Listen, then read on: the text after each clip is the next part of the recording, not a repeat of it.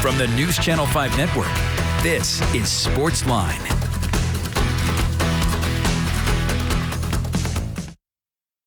And there's SportsLine on your television. Steve Layman here with you. Glad you are here with us on this Monday night on News Channel 5 Plus. We're going to talk some football. We're going to talk some basketball. A lot of stuff to get into.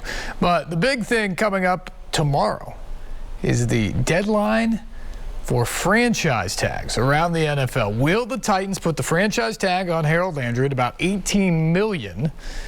Or will they let him test free agency as they try to work out a long-term deal? They would love to keep Harold Landry. The question is, can they? And how will they go about it? Will it include the franchise tag?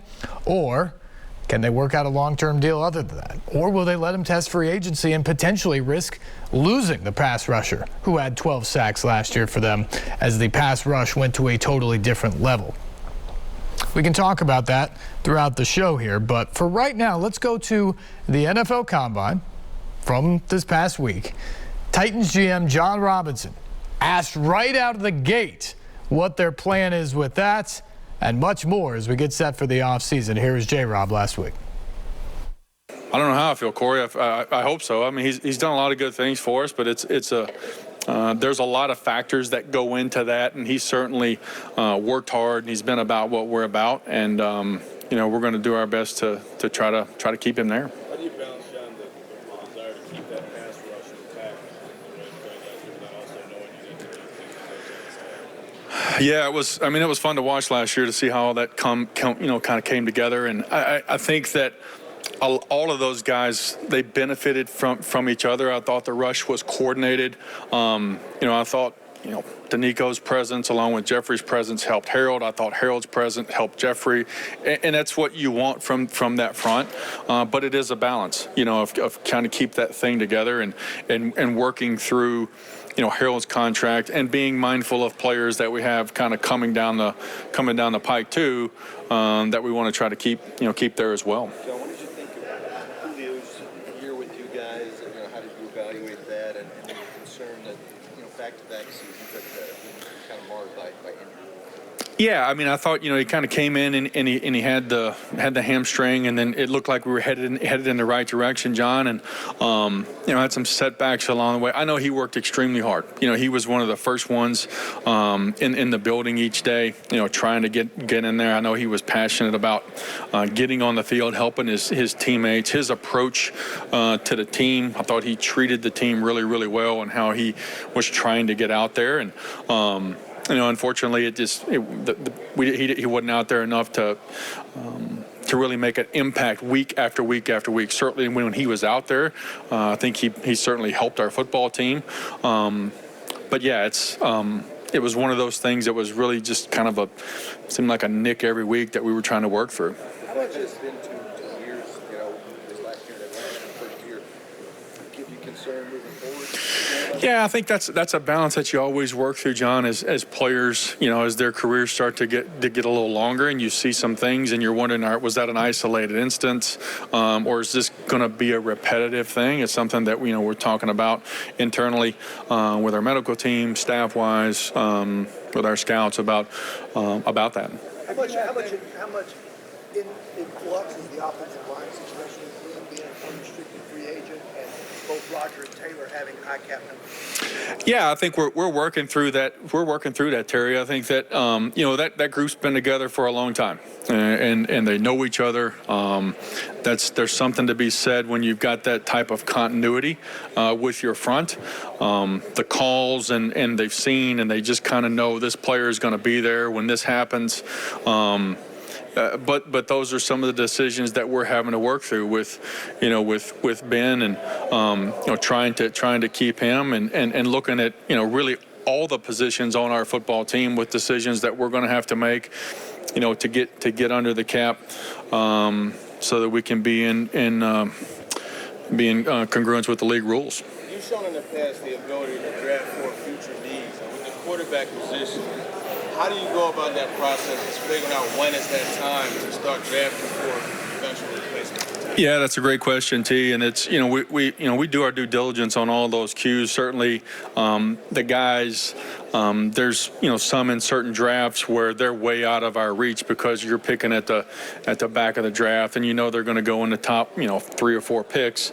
But it's something that we're mindful of, and we work through those guys. And you're trying to find those guys that may be within striking distance, that may not come in and unseat, but you see a future for those guys.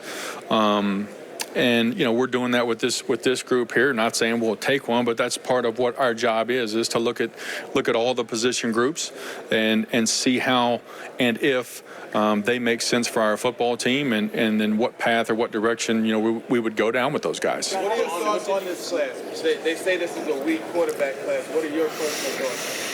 No, I think there's some good players in this class at the quarterback position. Got to see a lot of them down at the Senior Bowl. Got to see, and it's different. There's a couple of guys that they're all pretty mobile. I think they all move around pretty good. Some are a little bit more mobile than others. Some have really big arms. Some guys make, I would say, maybe more plays with play extension and with their legs running around to create some of those X plays downfield.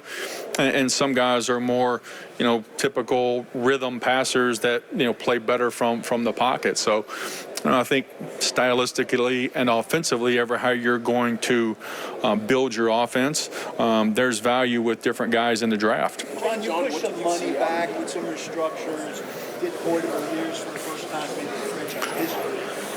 You're thinking, hey, the window's now and we have to keep doing that, or are you maybe more reserved about doing it, having Yeah, that's a great question, Paul. That's really the battle that you kind of wage when you're looking at salary cap management and how you're going to, what the next year team is going to look like. Those voidable years, it gets you under for the current year, but the following year you're going to have to kind of pay the piper on those. So we're working through those, through those scenarios with a couple different players, with a couple different positions, and trying to determine, and you can't really forecast the cap. You would think that the cap's going to go up, maybe next year. You don't know what that's going to be, but is it going to go up enough to maybe absorb some of that money that you're pushing out, or are you going to have to make the hard decisions, and maybe move on? How do you feel like the strength of this draft match up with the current needs of your team? Yeah, again, I think there's players at every position. I think there's pretty good depth. At a lot of position groups. I think the edge group is a pretty impressive group. There's several guys, kind of in that, whether they're 4-3 ends or whether they're 3-4 outside backers. They all kind of play hybrid now in a lot of these college schemes, so you get to see them do a little bit of both. I think the offensive line has got some pretty good depth at that. I think there's some depth at the receiver group. So as we work through those guys, there's going to be some guys that, as we continue to look at film and meet and go to their pro days, there's guys that are going to come up that, maybe for whatever reason, they're maybe a little lower on our board at some point, and they'll kind of gravitate northwards. Hey, John, what is the plans for Deontay Foreman? Are you guys interested in bringing that guy back, or what do you think about him down the stretch? Yeah, I thought Deontay ran hard for us. He was sitting at home, and when the injury happened to Derek, we gave him an opportunity.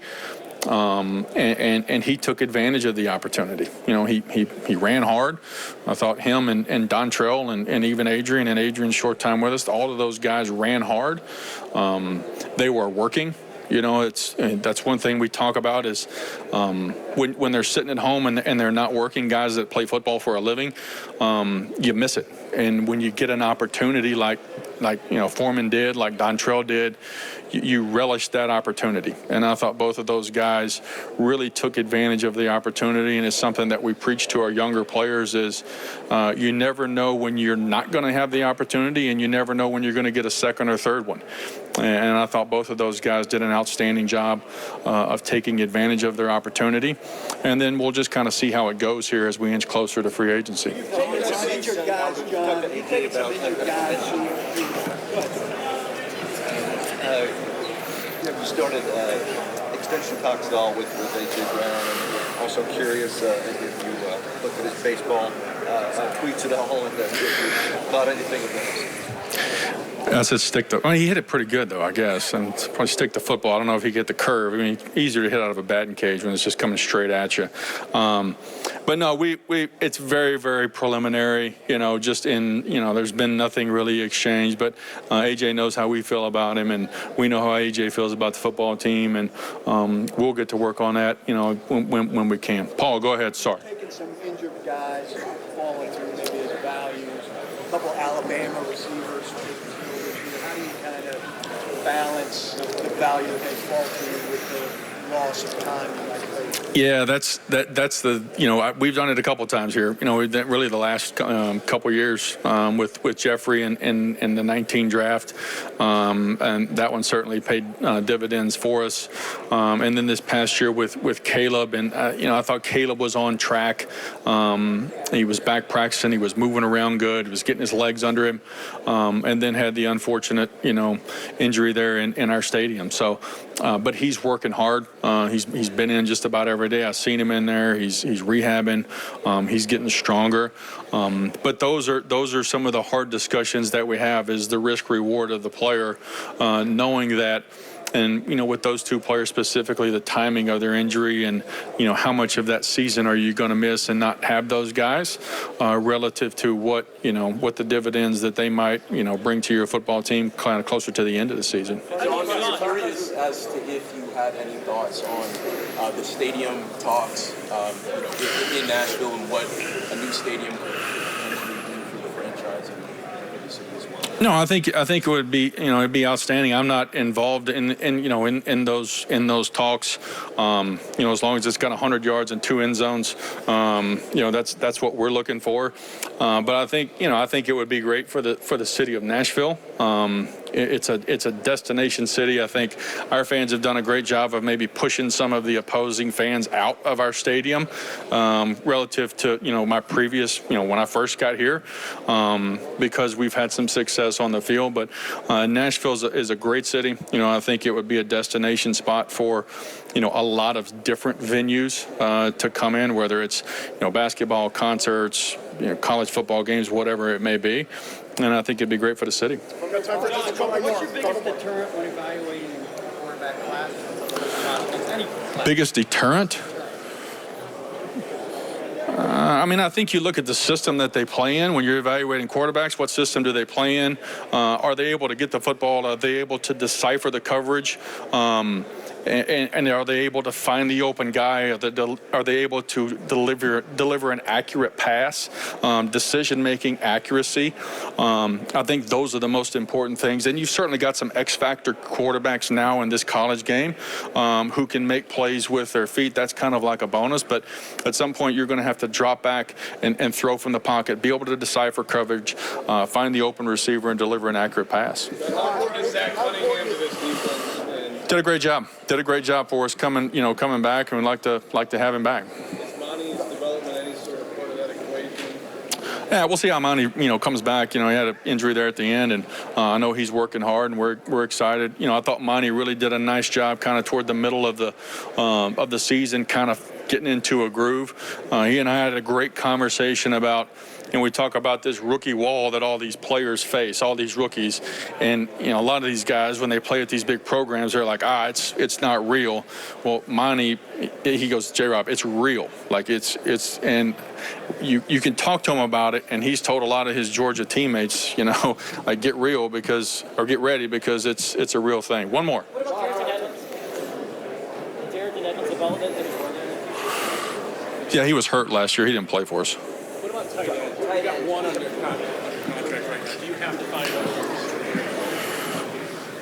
out? Yeah, we'll have to have a tight end at some point. So we don't play until September. Like we're going to work through the process here. And there's guys in the draft. There's guys in free agency. There's guys that are on our football team who played a lot of great snaps, who we're having some discussions with. And we're going to have a tight end.